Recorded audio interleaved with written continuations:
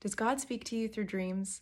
Well, if you're anything like me, then you love the story of Joseph. In reading this story recently, the Lord gave me a really cool revelation that I'd love to share with you. Don't know the story of Joseph. Joseph is a story about Jacob, or Israel's son, who he is the favored son. He is given the gift of prophetic dreaming by God, and these dreams and of, let's say, his brothers bowing down to him or him being ruler over all.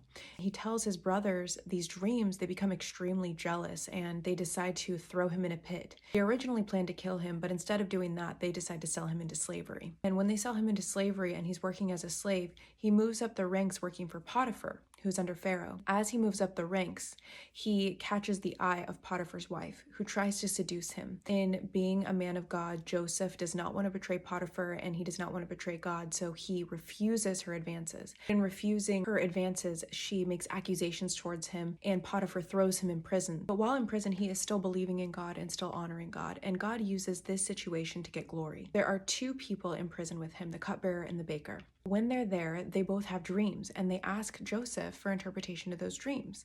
Now, Joseph, being a dreamer, has the interpretation and gives it to each of them, and they each come to pass. Well, the baker ends up dying, and the cupbearer ends up being released from prison. And Joseph says, "Please remember me when you're released, and please tell Pharaoh about me." Well, years pass by, and there's no word. Well, one day, Pharaoh needs interpretation for his dreams, and his magicians can't do it, and no one can seem to figure out this dream. And then the cupbearer remembers Joseph, and Joseph is cleaned up and brought before Pharaoh to interpret the dreams. Interpretation is given to Joseph by God, and God gets all the glory for this. But there's something really cool in this interpretation that God gave me a revelation on that I'd like to share with you.